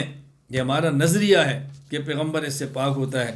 اب سوال یہ ہے کہ جب اہل سنت والجماعت کا عقیدہ یہ ہے کہ نبی کفر سے، کبیرہ گناہ سے، صغیرہ گناہ سے، تمام سے پاک ہے، حضرت شاہ صاحب نے صرف کفر کا ذکر کیا اور کبیرہ گناہ کا ذکر کیا، صغیرہ گناہ کا ذکر نہیں کیا کہ نبی صغیرہ گناہ سے بھی پاک ہوتا ہے، یہ ذکر کیوں نہیں کیا؟ بات اچھی طرح ذہن نشین فرما لیں کہ بعض لوگ وہ ہیں جو پیغمبر سے کفر کے ارتکاب کی بھی قائل ہیں، فرقہ امامیہ، یہ کہتے ہیں کبھی پیغمبر کفر بھی علی سبیل تقیہ کر لیتے، الیاذ باللہ، یعنی کبھی اپنی جان کو بچانے کے لیے نبی کفر کا ارتکاب کر، الیاذ باللہ۔ شاہ صاحب نے ان کا رد فرمایا ہے۔ اور فرقہ حشویہ وہ کہتے ہیں کہ پیغمبر سے کبیرہ گناہ بھی ہوتا ہے، شاہ صاحب نے ان کا بھی رد فرمایا۔ تو اس عبارت میں در حقیقت رد فرمایا ہے فرقہ امامیہ کا، جو پیغمبر سے کفر کے صادر ہونے کے قائل ہیں تقیہ کے طور پر جان وغیرہ بچانے کے لیے، اور فرقہ حشویہ کا رد کیا ہے جو نبی سے گناہ کبیرہ کے ارتکاب کے قائل ہے کہ پیغمبر سے گناہ کبیرہ بھی ہوتا ہے، حضرت نے ان کا رد فرمایا۔ وگرنہ شاہ صاحب پیغمبر کے صغیرہ گناہوں سے بھی پاک ہونے کے قائل ہیں، اور وہ عبارت حجت اللہ البالغہ کے اندر موجود ہے۔ حضرت شاہ صاحب حجت اللہ البالغہ میں فرماتے ہیں اصحاب النفوس القدسیہ لا یجدون شیئا من ذالک، کہ نفوس قدسیہ والے افراد ان وساوس شیطانیہ سے بالکل پاک ہوتے ہیں، ان پر شیطان کا اثر نہیں ہوتا۔ وہو قول صلی اللہ علیہ وسلم الا ان اللہ اعاننی علیہ فاسلم فلا یأمرنی الا بخیر، کہ نبی پاک صلی اللہ علیہ وسلم خود ارشاد فرماتے ہیں کہ اللہ تعالیٰ میری مدد فرماتے ہیں اور میں شیطان کے اثر سے محفوظ رہتا ہوں۔ وَإِنَّمَا مِثْلُ هَذِهِ التَّأْثِيرَاتِ مِثْلُ شُعَاعِ الشَّمْسِ يُؤَثِّرُ فِي الْحَدِيدِ وَالْأَجْسَامِ الثَّقِيلَةِ مَا لَا يُؤَثِّرُ فِي غَيْرِهَا ثُمَّ حضرت فرماتے ہیں کہ دیکھو ان تاثیرات کا حال سورج کی شعاؤں کی تاثیر کی طرح ہے، جو لوہے اور سیقل شدہ اشیاء میں جس طرح اثر انداز ہوتی ہے دیگر چیزوں میں اس طرح اثر انداز نہیں ہوتی، کہ جس طرح سورج کی شعاع ہے جو لوہے پر اثر کرتی ہے تو باقی چیزوں میں اس طرح اثر نہیں کرتی جس طرح لوہے پر اثر کر کے اس کو فوراً تپا دیتی ہے۔ تو حضرت فرما رہے ہیں اسی طرح پیغمبر ان اثرات سے محفوظ رہتے ہیں۔ تو شاہ صاحب تو نبی کے لیے صغیرہ گناہوں کے بھی قائل نہیں، یہ رد کرنا مقصود تھا کرامیہ کا، اور رد کرنا مقصود کا فرقہ حشویہ کا۔ تحفۃ الاخلاء فی عصمت الانبیاء، اس میں ملا محمد بن ملا امیر محمد القابلی وفات 1294 ہجری لکھتے ہیں، وَأَجَازَتِ الْإِمَامِيَّةُ عَلَيْهِمْ إِظْهَارَ الْكُفْرِ عَلَى سَبِيلِ التَّقِيَّةِ عِنْدَ خَوْفِ الْهَلَاكِ لِأَنَّ إِظْهَارَ الْإِسْلَامِ حِينَئِذٍ إِلْقَاءُ النُّفُوسِ فِي التَّهْلُكَةِ وَهَذَا مِنْ غَايَةِ حِمَاقَتِهِمْ۔ یہ حضرات کہتے ہیں کہ انبیاء علیہم السلام ہلاکت کے ڈر سے کفر کا ارتکاب کر لیتے ہیں، تقیہ کے طور پر، دل میں کچھ اور ہوتا ہے، زبان سے کچھ اور کہہ دیتے ہیں، کیوں؟ اس لیے کچھ وقت اپنی جان کو بچانا مقصود ہوتا ہے، کہتے ہیں تو پرلے درجے کی حماقت ہے، کیوں؟ فَإِنَّهُ لَوْ جُوِّزَ هَذَا الْأَمْرُ الْعَظِيمُ عَلَيْهِمْ لَمَا بَقِيَ أَمَانٌ فِي أَمْرِ التَّبْلِيغِ فَهُوَ ظَاهِرٌ كَيْفَ وَمَا مِن نَبِيٍّ إِلَّا بُعِثَ بَيْنَ أَظْهُرِ أَعْدَائِهِ۔ پیغمبر کو تو ہمیشہ اللہ نبوت دے کر بھیجتی اپنے دشمنوں میں ہے، اگر وہاں پیغمبر ہی نے حق بات کو چھپا لینا ہے تو حق کا اظہار کون کرے گا؟ کس قدر عجیب بات ہے، نبی تو جان دیتا ہے، نبی ہجرت کرتا ہے، نبی جسم کے ٹکڑے کرا لیتا ہے اس حق کو بیان کرنے کے لیے، جو کیسے ممکن ہے کہ پیغمبر اپنی جان بچانے کے لیے کبھی ایسی چیز کا ارتکاب کر لے۔ اسی طرح یہ حشویہ کے بارے میں لکھتے ہیں، قول من جوز علیہم الکبائر علی جہت العمد ہوا قول الحشویہ۔ حشویہ کہتے ہیں کہ نبی جان بوجھ کر کبیرہ گناہ بھی کرتا ہے، اہل سنت کا عقیدہ نہیں۔ خلاصہ کیا ہے کہ شاہ صاحب نے فرمایا کہ نبی کفر سے پاک ہے، نبی کبیرہ گناہ سے پاک ہے، صغیرہ کا ذکر نہیں کیا، حالانکہ ہمارا عقیدہ صغیرہ سے پاک ہونے کا بھی ہے، جس طرح کہ حجت اللہ البالغہ کی عبارت میں موجود ہے۔ یہ جو شاہ صاحب فرما رہے ہیں اصل میں کرامیہ کا رد ہے، اور یہ فرقہ حشویہ کا رد ہے، جس کو اچھی طرح ذہن نشین فرما لیں۔ حضرت شاہ صاحب رحمۃ اللہ جس حدیث پاک کی طرف اشارہ کیا ہے، یہ حدیث مسند احمد حدیث نمبر 3648 ہے۔ حضرت عبداللہ بن مسعود رضی اللہ عنہ فرماتے ہیں، رسول اللہ صلی اللہ علیہ وسلم فرمایا، ما منکم من احد الا وقد وکل به قرینہ من الجن وقرین من الملائکہ۔ ہر شخص پہ ایک جن بھی ہے اور ایک فرشتہ بھی ہے، جن اس کو شر کی طرف مائل کرتا ہے اور فرشتہ خیر کی طرف کرتا ہے۔ صحابہ نے پوچھا وَإِيَّاكَ یا رسول اللہ، اے اللہ کے نبی آپ کے ساتھ بھی دو ساتھی مقرر ہیں؟ آپ نے فرمایا وَإِيَّايَ وَلَكِنَّ اللَّهَ أَعَانَنِي عَلَيْهِ فَلَا يَأْمُرُ إِلَّا بِحَقٍّ۔ فرمایا ہاں میرے ساتھ بھی یہی معاملہ ہے، لیکن میرے ساتھ جو میرا جن ہے وہ بھی مجھے خیر کی بات کہتا ہے، مجھے شر کی بات وہ بھی نہیں کہہ سکتا۔ عقیدہ نمبر 36، وَمُحَمَّدٌ صلی اللہ علیہ وسلم خاتم النبیین لا نبی بعدہ وَدَعْوَتُهُ عَامَّةٌ لِجَمِيعِ الْإِنسِ وَالْجِنِّ وَهُوَ أَفْضَلُ الْأَنْبِيَاءِ بِهَذَا الْخَاصَّةِ وَبِخَوَاصٍ أُخْرَى نَحْوَ ذَلِكَ۔ حضرت فرماتے ہیں کہ حضور اکرم صلی اللہ علیہ وسلم خاتم النبیین ہیں، آپ کے بعد کوئی نبی پیدا نہیں ہوگا، اور آپ کی دعوت عام ہے، ہر انس کو اور ہر جن کو تمام کے آپ نبی بنا کر بھیجے، اور آپ افضل الانبیاء ہیں بہذا الخاصہ۔ ایک تو یہ خاصہ کہ آپ کے سب کے نبی ہیں، سب کے نبی ہیں، اور یہ نبیوں میں سے کسی کو مقام نہیں بنا کہ وہ کائنات کے ہر فرد بشر، ہر فرد جن کی طرح مبعوث بنایا گیا ہو۔ یہ حضور کی افضلیت کی ایک وجہ ہے، اور آپ کے اور بھی خصوصیات ہیں، جس طرح کہ حدیث پاک میں موجود ہے کہ نبی کریم صلی اللہ علیہ وسلم نے ارشاد فرمایا فضلت علی الانبیاء بست، اللہ نے مجھے 6 چیزیں ایسی عطا فرمائی ہیں جو اور نبیوں کو نہیں دی، اور اس کی بنیاد پر اللہ نے مجھے فضیلت بھی عطا فرمائی ہے۔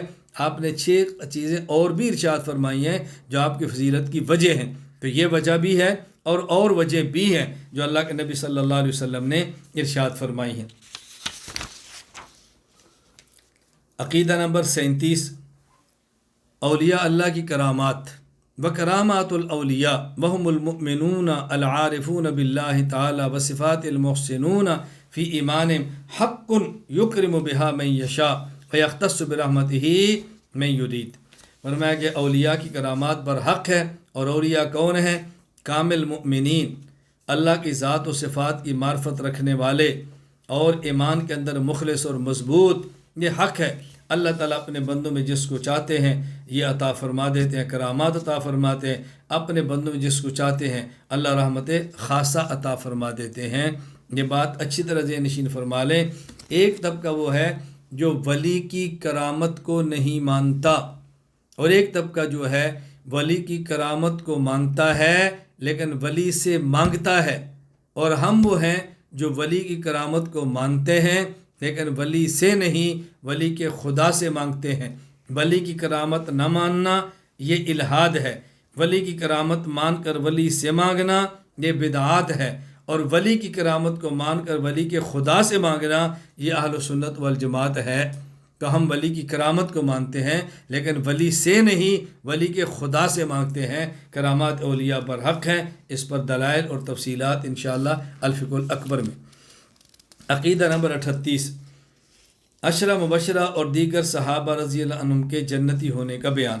وَنَشْهَدُ بِالْجَنَّةِ وَالْخَيْرِ لِلْعَشَرَةِ الْمُبَشَّرَةِ وَفَاطِمَةَ وَخَدِيجَةَ وَعَائِشَةَ وَالْحَسَنِ وَالْحُسَيْنِ رضی اللہ تعالیٰ عنہم اجمعین، وَنُوَقِّرُهُمْ وَنَعْتَرِفُ بِعَظَمِ مَحَلٍ فِي الْإِسْلَامِ وَكَذَلِكَ أَهْلُ الْبَدْرِ وَأَهْلُ الْبَيْعَةِ الرِّضْوَانِ۔ یاد فرماتے ہیں ہم گواہی دیتے ہیں جنت کی، اور ہم گواہی دیتے ہیں خیر کی، کن کے لیے؟ ان 10 صحابہ کرام کے لیے جن کا نام لے کر ایک ہی مجلس میں رسول اکرم صلی اللہ علیہ وسلم نے جنتی ہونے کی بشارت دی ہے۔ ابو بکر ہیں، عمر ہیں، عثمان ہیں، علی ہیں، زبیر ہیں، سعد ہیں، سعید ہیں، ابو عبیدہ ہیں، عبد الرحمن ہیں۔ رسول اللہ صلی اللہ علیہ وسلم نے ان 10 کے جنتی ہونے کی بشارت دی ہے ایک ہی مجلس میں۔ یہ عشرہ مبشرہ ہیں۔ فرمایا اس کے علاوہ حضرت فاطمہ ہیں، خدیجہ ہیں، عائشہ ہیں، حسن ہیں، حسین ہیں رضی اللہ تعالیٰ عنہم۔ ہم تمام کا احترام کرتے ہیں، تمام عزت کرتے ہیں، جو اسلام نے ان کو مقام عطا فرمایا ہم ان کو مانتے ہیں۔ اسی طرح اہل بدر صحابہ کی عظمت کے قائل ہیں، بیعت رضوان میں شریک اصحاب کی قائل ہیں، ہم ان سب کی فضیلت کے قائل ہیں۔ یہاں ایک بات سمجھیں، حضرت شاہ صاحب رحمۃ اللہ علیہ نے عشرہ مبشرہ کی بات کی ہے، اہل بدر کی بات کی ہے، بیعت رضوان والوں کی بات کی ہے، اور جب نام لیا ہے تو حضرت فاطمہ، خدیجہ، عائشہ، حسن، حسین صرف ان کا لیا، باقی صحابہ کرام کا نام نہیں لیا۔ تو کسی کے ذہن میں الجھن نہ ہو، کیا ان 5 کے علاوہ بقیہ صحابہ کرام کے بارے میں ان کا نظریہ کچھ اور تھا؟ یعنی عشرہ مبشرہ کو بھی مانتے ہیں، ان 5 کو بھی مانتے ہیں، اہل بدر اور بیعت رضوان والوں کو مانتے ہیں، تو کیا بقیہ کا نظریہ اور تھا؟ ایسا ہرگز نہیں۔ حضرت شاہ صاحب رحمۃ اللہ علیہ یہ عقیدہ تمام صحابہ کرام کے بارے میں رکھتے ہیں، جس کا ذکر یہاں اور آگے شاہ صاحب رحمۃ اللہ علیہ نے بڑی وضاحت کے ساتھ صحابہ کرام فرمایا، وَنَكُفُّ أَلْسِنَتَنَا عَلَى ذِكْرِ الصَّحَابَةِ إِلَّا بِخَيْرٍ هُمْ أَئِمَّتُنَا وَقَادَتُنَا فِي الدِّينِ وَسَبُّهُمْ حَرَامٌ وَتَعْظِيمُهُمْ واجب۔ آگے آ رہے ہیں تو شاہ صاحب نے تمام صحابہ کرام کے بارے میں کہا کہ ہمارے قائد ہیں، ہمارے بڑے ہیں، ان کی تعظیم ہمارے اوپر واجب ہے۔ باقی رہے سوال کہ صرف ان کا نام کیوں لیا ہے، صرف ان 5 کا نام؟ اس کی وجہ جو بظاہر سمجھ آتی ہے کہ بسا اوقات کسی انسان کو صحابہ کرام میں سے کسی کے ساتھ خاص ایک مناسبت ہوتی ہے جن کا وہ تذکرہ ضرور کرتا ہے۔ مثلا میں اپنی بات عرض کرتا ہوں، صحابہ کرام سارے برحق ہیں، محفوظ ہیں، معیار حق و صداقت ہیں، ہمارے ایمان کا حصہ ہیں، عادل ہیں، ہم حجت ہیں، ہم سب مانتے ہیں، لیکن اس کے باوجود میرا جو طبعی رجحان سب سے زیادہ وہ حضرت ابو بکر صدیق رضی اللہ تعالیٰ عنہ کی طرف ہے کہ صدیق اکبر کی جو صفات تھی اوروں میں نہیں ہے۔ اب کسی کو دیکھیں گے صحابہ کرام میں اس کا زیادہ رجحان فاروق اعظم کی طرف ہوگا، کسی کا زیادہ رجحان علی المرتضیٰ کی طرف ہوگا، کسی کا زیادہ رجحان عثمان غنی رضی اللہ تعالیٰ عنہ کی طرف ہوگا، کسی کا علی کی طرف ہوگا، کسی کا معاویہ کی طرف ہوگا، کسی کا حسن یا حسین کی طرف ہوگا رضی اللہ عنہ، کسی کا ابو ہریرہ کی درویشی پسند ہے۔ یہ ہر ایک کا ذوق ہوتا ہے، تو ممکن ہے شاہ صاحب رحمۃ اللہ علیہ کا طبعی رجحان سب سے زیادہ ان کی طرف ہو، تو آپ نے بطور خاص ان کا تذکرہ فرمایا۔ اور ہے بھی ایسے، نبی پاک صلی اللہ علیہ وسلم کی بیویوں میں سے حضرت خدیجہ کا خاص مقام ہے، وہ مشکل وقت کی ساتھی ہیں۔ جب دنیا سے رخصت ہوئی تو رسول اللہ صلی اللہ علیہ وسلم نے اس سال کو گویا عام الحزن غم کا سال قرار دیا ہے۔ حضرت عائشہ رضی اللہ تعالیٰ عنہ ازواج مطہرات میں جو ان کا علمی مقام تھا اور جو صحابہ نے ان سے علمی استفادہ کیا ہے، اس کی کوئی مثال نہیں ملتی۔ ابو موسیٰ اشعری رضی اللہ عنہ فرماتے ہیں، ہمیں جب بھی کسی مسئلے پر الجھن پیش آئی ہے، ہم نے امی عائشہ کے دروازے پہ دستک دی ہے اور ہماری الجھن حل ہوئی ہے۔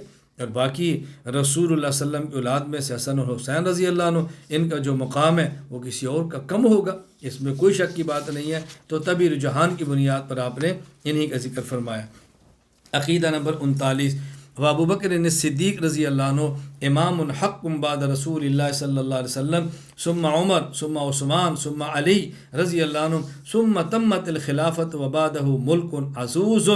فرمایا ابو بکر، یہ خلافت راشدہ کا بیان ہے، ابو بکر صدیق رضی اللہ عنہ امام برحق ہے رسول اللہ صلی اللہ علیہ وسلم کے بعد، پھر حضرت عمر ہیں، پھر عثمان ہیں، پھر علی ہے، کہتے ہیں یہاں خلافت مکمل ہوگی، اور اس کے بعد بادشاہت ہے جو کہ کاٹنے والی ہے، سخت گیر بادشاہت ہے۔ اب دیکھو حضرت شاہ صاحب نے خلفائے راشدین میں سے 4 کا نام لیا ہے، پہلے ابو بکر، پھر عمر، پھر عثمان، پھر علی، اور ہمارا یہی نظریہ ہے۔ دیکھو یہ چاروں مومن ہیں، چاروں پیغمبر کے صحابی ہیں، اور ترتیب کیا ہے؟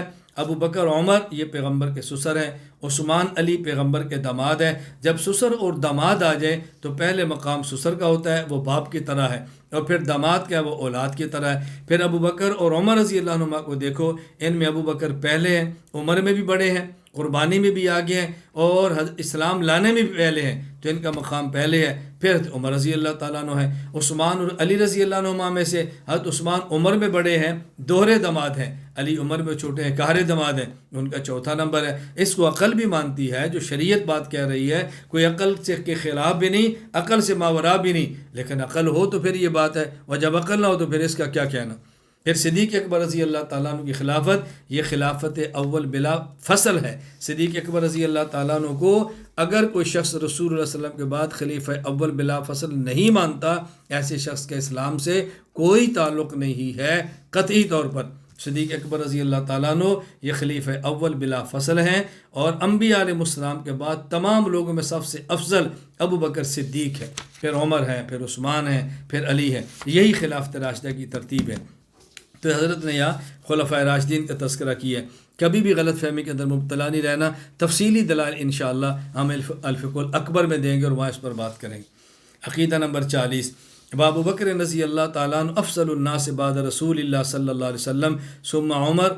حضرت ابو بکر صدیق رسول اللہ صلی اللہ علیہ وسلم کے بعد تمام لوگوں میں سب سے افضل ہیں، پھر اس کے بعد حضرت عمر رضی اللہ تعالیٰ عنہ۔ آگے شاہ صاحب جو بات فرماتے ہیں توجہ سمجھیں، فرمایا ولا نعن الافضلیت من جمیع الوجوہ حتی تعم النسب والشجاعت والقوت والعلم وامثالها بل ہی بمعنی عظم نفعہم فی الاسلام۔ اللہ اکبر۔ فرمایا ہم جو کہتے ہیں کہ رسول اللہ صلی اللہ علیہ وسلم کے بعد سب سے افضل ابو بکر ہیں، پھر عمر ہیں، اس کا معنی یہ نہیں کہ تمام اعتبارات سے یہ افضل ہیں، نہ، یعنی شجاعت میں بھی، نسب میں بھی، طاقت میں بھی، علم میں بھی، ہم یہ نہیں کہتے۔ ہم یہ کہتے ہیں کہ سب سے افضل ابو بکر ہیں، پھر عمر ہے۔ کیوں؟ سب سے زیادہ اسلام کو نفع اس امت میں اور پوری تاریخ میں انبیاء کے بعد ابو بکر نے دیا ہے، اور پھر عمر نے دیا ہے، یہ وجہ ہے۔ فرمایا فامیر الامت النبی صلی اللہ علیہ وسلم، حضور اکرم صلی اللہ علیہ وسلم اس امت کے سب سے بڑے پیشوا ہیں، اس امت کے امیر ہیں۔ ان کے بعد ووزیرہ ابو بکر و عمر، ابو بکر ایک وزیر ہے، عمر دوسرے وزیر ہے، بے اعتبار الہمت بالغۃ فی اشاعۃ الحق، یعنی حق کو پھیلانے میں سب سے زیادہ جو طاقت کا استعمال کیا ہے، قوت کا، مال کا، جان کا، ہر چیز کا ابو بکر عمر نے کیا ہے۔ فإن للنبی صلی اللہ علیہ وسلم وجہین، کہا نبی پاک صلی اللہ علیہ وسلم کی 2 حیثیتیں، ایک حیثیت وجہ یاخذ عن اللہ، آپ اللہ سے علم اور عمل کو لیتے ہیں، ووجہ یؤتی الخلق، دوسرا علم اور عمل مخلوق کو دیتے ہیں، وَلَهُمَا فِي الْإِعْطَاءِ لِلْخَلْقِ تَأْلِيفًا لِلنَّاسِ وَجَمْعًا لَهُمْ وَتَدْبِيرًا لِلْحَرْبِ يَدٌ طُولًا، اور لینا تو رسول اللہ صلی اللہ علیہ وسلم کا ہے نا، آگے امت کو دیا ہے، اس میں ابو بکر عمر رضی اللہ تعالیٰ عنہ کا خاص مقام یہ ہے کہ ان لوگوں کی تعریف قلب، لوگوں کے قلوب کی رعایت کرنے کے لیے، دین کی طرف مائل کرنے کے لیے، اور لوگوں کو دین پر جمع کرنے کے لیے، اور جنگی تدابیر کے لیے جو ان کا حصہ ہے دونوں کا، وہ کسی اور کا نہیں ہے۔ یدن طولا، ان کی بہت بڑا حصہ ہے، اس لیے ابو بکر عمر رضی اللہ تعالیٰ عنہ کا مقام انبیاء کے بعد سب سے زیادہ ہے۔ عقیدہ نمبر 41، صحابہ کرام رضی اللہ عنہم کا ذکر خیر، وَنَكُفُّ أَلْسِنَتَنَا عَنْ ذِكْرِ الصَّحَابَةِ رضی اللہ عنہم إِلَّا بِخَيْرٍ۔ ہم صحابہ کا ذکر جب بھی کریں گے بھلائی کے ساتھ کریں گے، خیر کے ساتھ کریں گے۔ وَهُمْ أَئِمَّتُنَا وَقَادَتُنَا فِي الدِّينِ وَسَبُّهُمْ حرام وَتَعْظِيمُهُمْ واجب۔ کہتے ہیں وہ ہمارے امام ہیں، ہمارے قائدین ہیں، ہمارے بڑے ہیں دین میں، اور ان کو گالی دینا حرام ہے اور ان کی تعظیم کرنا واجب ہے۔ یہ اتنا طویل موضوع ہے کہ اس پر جتنی گفتگو جو کم کی جائے کہ صحابہ ہمارے ایمان کا حصہ ہیں۔ بنیادی بات سمجھ لیں، میں ہمیشہ کہا کرتا ہوں، دلائل انشاءاللہ میں الفقہ الاکبر میں دوں گا، میں مختصر سی بات اچھی طرح بات سمجھ لو۔ صحابہ کرام رضی اللہ عنہم اجمعین کی ہم جو عظمت کے قائل ہیں، ہم ان سے جو محبت کرتے ہیں، اس کی وجہ نہ ان کی نماز ہے، نہ ان کا روزہ ہے، نہ ان کی زکوٰۃ و صدقات ہے، نہ ان کی شجاعت و جہاد ہے، نہ ان کے اخلاق ہے۔ ان سے محبت کی واحد وجہ سب سے بڑی وہ پیغمبر پاک کی صحبت ہے، توجہ رکھنا، وہ نبی کی صحبت ہے۔ اور اللہ نہ کرے اگر صحابی سے بڑا بھی جرم ہو جائے تو ہماری محبت میں کمی نہیں آئے گی، کیونکہ ہماری محبت کی وجہ نیک عمل نہیں ہے ان سے ہماری محبت کی وجہ محض ان کا صحابی ہونا ہے۔ جس طرح انسان دنیا میں کسی سے پیار کرتا ہے، کیوں؟ اس پر حسن ہے، حسن ختم ہو گیا، پیار چلا گیا۔ کسی سے پیار کرتا ہے، کیوں؟ اس کے پاس مال ہے، مال چلا گیا، پیار چلا گیا۔ کسی سے محبت کرتا ہے، کیوں؟ اس سے مجھے نفع ہوتا ہے، نفع ختم ہوا، پیار ختم ہو گیا۔ کسی سے محبت ہے، کیوں؟ خطابت بڑی اچھی ہے، اس سے بڑا خطیب آ گیا، محبت کم ہو گئی۔ کسی سے محبت ہے، کیوں؟ یہ ذکر بہت اچھا کرتا ہے، اس سے بڑا ذاکر ملا، اس کی محبت کم ہو گئی۔ کسی سے محبت ہے، کیوں؟ یہ بہت بڑا مدرس ہے، اس سے بڑا مدرس سامنے آیا، اس کی محبت کم ہو گئی۔ تو صحابہ کرام سے محبت کرنے کی وجہ یہ نہیں ہے کہ ان میں صداقت تھی، امانت تھی، عدالت تھی، نماز تھی، روزہ تھا، جہاد تھا۔ اللہ کی قسم ان سے محبت کی وجہ ان کے اعمال نہیں، بلکہ ان کا پیغمبر کا صحابی ہونا ہے۔ صحابی سے خدا نخواستہ بڑے سے بڑا جرم ہو جائے، وہ صحابی تب بھی رہتا ہے۔ صحابیت جب ختم نہیں ہوتی تو ہماری محبت کی وجہ بھی ختم نہیں ہوتی۔ آپ اللہ کے نبی صلی اللہ علیہ وسلم کا ارشاد دیکھیں، آپ نے کتنی عجیب بات فرمائی۔ آپ نے فرمایا، اللہ فی اصحابی لا تتخذوہم غرضا من بعدی، میرے صحابہ کے معاملے میں اللہ سے ڈرنا، ان کو تنقید کا نشانہ نہ بنانا۔ کیوں؟ فمن احبہم فبحبی احبہم، جو ان سے محبت کرے گا اس وجہ سے کرے گا کہ وہ مجھ سے محبت کرتا ہے۔ فمن ابغضہم فببغضی ابغضہم، جو ان سے بغض رکھے گا وہ اس وجہ سے رکھے گا کہ وہ مجھ سے بغض رکھتا ہے۔ کیوں؟ ان کا اعزاز تو میرا صحابی ہونا ہے، تو جو مجھ سے پیار کرے گا ان سے پیار کرے گا، جو مجھ سے پیار نہیں کرے گا وہ ان سے پیار نہیں کرے گا۔ وجہ تو صحابیت ہے۔ تو صحابہ کرام کی صحابیت کسی عمل کی وجہ سے ختم ہوتی نہیں، اور ہماری ان سے محبت میں کمی آتی نہیں۔ صحابہ سے ہر حال میں محبت ہے، اس محبت میں کمی کی کوئی گنجائش ہی نہیں ہے۔ اس کو اچھی طرح سمجھ لیں۔ باقی تفصیلی دلائل ان کے معیار حق وغیرہ پر میں نے اپنی فائل کے اندر پیش کیے ہیں، دلائل کے اندر بھی دیے ہیں۔ اگر گفتگو الفقہ الاکبر میں چلی، میں اس پر پھر دلائل بھی دیں گے انشاءاللہ۔ عقیدہ نمبر 42، ولا نکفر احدا من اہل القبلہ الا بما فیہ من نفی الصانع القادر المختار او عبادت غیر اللہ او انکار المعاد والنبی وسائر ضروریات الدین۔ حضرت فرماتے ہیں اہل قبلہ کی تکفیر کا اصول سمجھیں۔ ہم اہل قبلہ میں سے کسی شخص کو کبھی بھی کافر نہیں کہیں گے اس کے برے عمل کی وجہ سے۔ کب کہیں گے؟ جب اللہ کی ذات کا وہ انکار کرے۔ کب کہیں گے؟ اللہ کے غیر کی عبادت کرے۔ کب کہیں گے؟ قیامت کا انکار کرے۔ کب کہیں گے؟ نبوت کا انکار کرے۔ کب کافر کہیں گے؟ جب ضروریات دین میں سے کسی عقیدے کا انکار کرے، پھر کہیں گے، وگرنہ کافر نہیں کہیں گے۔ اصل مسئلہ کیا ہے؟ اچھی طرح سمجھیں۔ اہل قبلہ کہتے کسے ہیں؟ اہل قبلہ کا لغوی معنی یہ ہے کہ جو کعبہ کی طرف منہ کر کے نماز پڑھے یا کعبہ کے قبلہ ہونے کا اعتقاد رکھے۔ اور اہل قبلہ کا اصطلاحی معنی کیا ہے؟ جو ضروریات دین کا اقرار کرے، جو سارے ایمانیات کو مانے، یہ ہے اہل قبلہ۔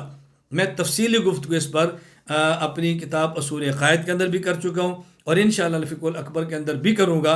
میں فی الحال مختصر یہاں بات کر رہا ہوں کہ اہل قبلہ وہ نہیں ہے جو قبلہ کی طرف منہ کر کے نماز پڑھے، یہ لغوی معنی ہے۔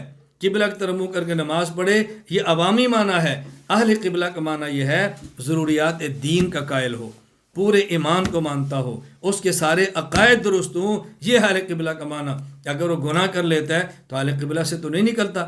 ہم اس کو کافر کیسے کہہ سکتے ہیں؟ لیکن اگر عقائد میں سے کوئی عقیدے کو چھوڑ دے گا وہ اہل قبلہ ہرگز نہیں ہے۔ اس غلط فہمی کے اندر کبھی مبتلا نہیں ہونا۔ بس اگر لوگ کہتے ہیں جی قادیانی تو اہل قبلہ ہے، اہل قبلہ کو تو کافر نہیں کہتے، یہ جاہل سمجھتا ہے اہل قبلہ کا معنی ہے جو قبلہ کی طرف منہ کر کے نماز پڑھے، یہ شرعی اصطلاح سے واقف نہیں۔ اہل قبلہ کا معنی یہ ہے کہ اس کے سارے عقائد مسلمانوں والے ہوں، اسے ہم اہل قبلہ کہتے ہیں۔ اگر ایک عقیدہ بھی اسلام والا نہیں ہے یہ اہل قبلہ نہیں ہے۔ غلط فہمی دور کرو۔ عقیدہ نمبر 43، والامر بالمعروف والنہی عن المنکر واجب والشرط الا یؤدی الی الفتنہ وان یظن قبول۔ اللہ اکبر، یہ بات اچھی طرح سمجھے۔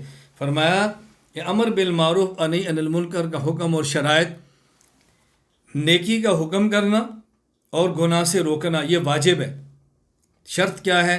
وشرط اللہ یؤدی الی الفتنہ، یہ روکنا فتنے کا سبب نہ بنے، مزید دین سے دوری کا سبب نہ بنے، اور وہاں قبولیت کا گمان موجود ہو۔ اگر قبولیت کا گمان نہ ہو تو پھر امر بالمعروف و نہی عن المنکر واجب نہیں ہے۔ ہمارا عام مزاج کیا ہے؟ ہم بس اوقات کسی ایسی مجلس میں ایسی بات کرتے ہیں کہ جس پر پورا یقین ہوتا ہے کہ لوگوں نے ماننا تو نہیں ہے اور مزید مذاق اڑ جانا ہے۔ بھئی کیوں کی تھی؟ کہ وما علینا الا البلاغ، میرے ذمہ پہنچانا تھا، میں نے پہنچا دیا۔ او میرے دوستو، وما علینا الا البلاغ کا معنی صرف پہنچانا نہیں ہے، یا بلاغ سے مراد ہے ایسا پہنچانا کہ جس کو لوگ قبول کریں، جہاں پورا یقین ہو کہ یہاں مسئلہ بیان کرنے سے فتنہ بھی ہوگا، لوگ میری بات قبول بھی نہیں کریں گے، میں اس فتنے کو سنبھالنے کی صلاحیت بھی نہیں رکھتا، مذاق اڑ جائے گا، تو وہاں پھر خاموشی بہتر ہے۔ ایسے موقع پر مسئلے کو بیان کرنا حضرت شاہ صاحب فرماتے ہیں کہ ٹھیک نہیں، نہ کریں، احتیاط کریں۔ حکیم الامت مجدد الملت مولانا اشرف علی تھانوی نور المرقد السفر میں تھے، حضرت نے خود فرمایا کہ میں نے ایک بندے سے کہا شلوار ٹخنے کے نیچے سی کہ تمہیں نہیں پتہ شلوار ٹخنے کرنا حرام ہے، یہ تو نے کیوں کیا ہے؟ فرمایا اس نے ایسا جملہ آگے سے کہہ دیا کہ جو کلمہ کفریہ تھا۔ حضرت شاہ سے فرمایا اس دن سے میں نے فیصلہ کر لیا کہ میں نے مسئلہ تب بتانا ہے جب جس کو مسئلہ بتا رہا ہوں یا میرا عقیدت مند ہو یا وہ طالب ہو، یا تو اس کو مجھ سے عقیدت ہو، وہ پوچھے نہیں، بغیر پوچھے اس کو کہہ دوں گا ایسا نہ کرو، وہ خوش ہوگا، یا میرا عقیدت مند تو نہیں ہے لیکن خود مسئلہ مجھ سے پوچھ رہا ہے میں پھر بتاؤں گا۔ جس طرح ہم کہتے ہیں بھئی میں تو یہ بات نہیں کر رہا تھا، اب آپ نے خود ہی پوچھ لیا ہے تو چلو میں بتا دیتا ہوں، اگر آپ نہ پوچھتے تو میں بات نہ کرتا، آپ نے خود پوچھا ہے نا۔ تو یہ بات اچھی طرح ذہن نشین فرما لیں، امر بالمعروف بھی کریں، نہی عن المنکر بھی کریں، لیکن یہ سوچیں کہ یہ کہاں کرنا ہے۔ آپ یقین فرمائیں کہ بس اوقات 2 سال تک کسی بات کو روکنا کہ ابھی یہ مؤثر نہیں، آپ 2 سال بعد کریں گے تو مؤثر ہوگی، 2 سال کی روک لیں۔ اللہ گواہ ہے میں بس اوقات اپنی بعض باتوں کو کئی سال تک نہیں کرتا کہ نہیں اس کو 2 سال بعد، 4 سال بعد۔ بعض باتیں ایسی بھی ہوں گی کہ شاید میں نے 10 سال تک روک رکھی کہ نہیں ابھی نہیں، ابھی اس کا موقع نہیں آیا، جب موقع آتا ہے تو پھر بات کرتا ہوں۔ میں اس لیے کہتا ہوں حضرت شاہ صاحب کی بات کو سمجھیں، امر بالمعروف و نہی عن المنکر واجب ہے۔ شرط کیا ہے؟ نمبر 1 فتنہ نہ ہو، نمبر 2 یہ گمان ہو کہ لوگ قبول کر لیں گے، اگر فتنے کا اندیشہ ہو اور یہ قبول نہیں کریں گے تو وہاں پھر خاموشی بہتر ہے، سلامتی اسی کے اندر ہے۔ اللہ تعالی ہمیں یہ بات سمجھنے کی توفیق عطا فرمائے۔ فہذا عقیدتی ادین اللہ تعالی بہا ظاہرا و باطنا والحمد للہ اولا و آخرا و ظاہرا و باطنا۔ شاہ صاحب فرماتے یہ میرا عقیدہ ہے، اسی پر کاربند رہتے ہوئے میں ظاہراً اور باطناً اللہ کی فرما برداری کرتا ہوں، اور میں اللہ تعالیٰ کی تعریف کرتا ہوں، ابتدا میں بھی، انتہا میں بھی، ظاہر میں بھی اور باطن میں بھی، تمام تعریفیں اللہ ہی کے لیے ہیں۔ اللہ تعالیٰ مجھے اور آپ سب کو عقائد پڑھنے کی، پڑھانے کی، سمجھنے کی، سمجھانے کی، اور پورے عالم میں اعتدال کے ساتھ، دلائل کے ساتھ، اخلاص کے ساتھ اپنے اکابر کے منہج کے مطابق پھیلانے کی توفیق عطا فرمائے۔ اعتدال کا بھی خیال رکھیں، دلائل کا بھی خیال رکھیں، اخلاص کا بھی خیال رکھیں، اور اہم بات اپنے اکابر کے منہج کا بھی خیال رکھیں۔ اپنے اکابر کے منہج کو چھوڑ کر ہم نے دین کا کام نہیں کرنا، وہ ہم سے بڑے تھے اور ہم سے زیادہ سمجھدار تھے۔ جو موجودہ ہمارے اکابر ہیں ہم سے بڑے بھی ہیں، ہم سے سمجھدار بھی ہیں، جہاں وہ روک دیں وہاں رک جائیں، جہاں ڈانٹ دیں ڈانٹ برداشت کر لیں، جہاں فرما دے نہیں کرنا سکوت کریں، اسی کے اندر عافیت ہے۔ اللہ تعالیٰ مجھے بھی توفیق عطا فرمائے، اللہ تعالیٰ آپ کو بھی توفیق عطا فرمائے۔ وآخر دعوانا ان الحمد للہ رب العالمین۔